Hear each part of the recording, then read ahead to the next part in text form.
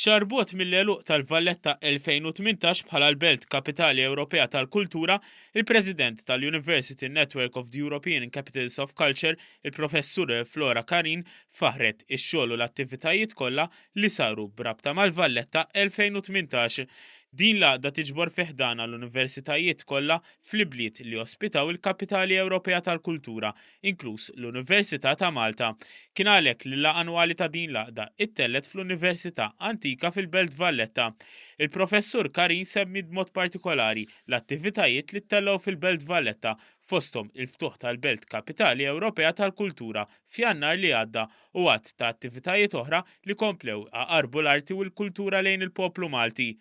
You have done a wonderful job, and I see that every month there's a new journal with all the manifestations that are going on, and it's a combination of very innovative ways of performing art, but also encompassing the tradition of the cultural tradition of Malta.